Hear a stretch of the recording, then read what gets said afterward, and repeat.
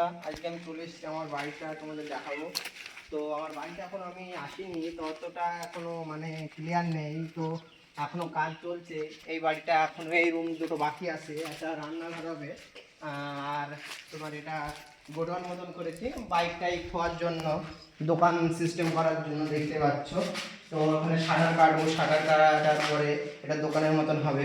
এটা রান্নাঘর দেখতে পাচ্ছ, এটা রান্নাঘর হবে, কিচেন হবে, এটা কিচেনে দেখো, এটা কিচেন হবে, কোনো কমপ্লিট হয়নি এটা, ওই জন্য এখন এই বাড়িতে আসা হয়নি।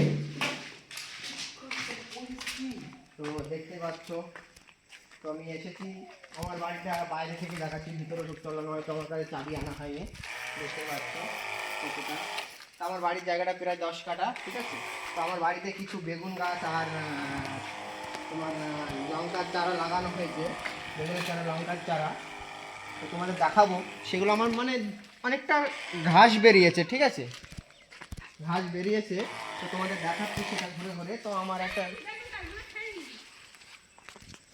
পুষ্কর ভিডিওটা তোমাদের আমি দেখাচ্ছি, বেগুনের চারা মানে ঘাসে এতটাই বেড়ে গেছে। তো আমার ভাইটা দেখতে পাচ্ছে না, তো বীজ দিচ্ছে ওইদিকে, বুঝতে পারছো, তো ও দেখতে পাচ্ছে না, ঠিক আছে।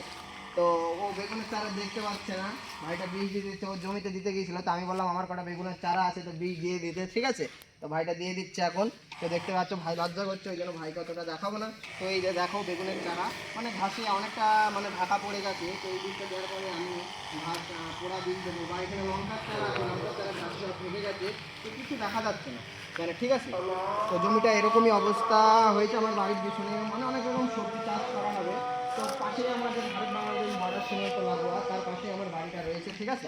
তো দেখতে পাচ্ছ ভাইকে, ঠিক আছে। তো বন্ধুরা, ভিডিওটা ভালো লাগে লাইক শেয়ার কমেন্ট করে জানিয়ে দেবেন। ওকে।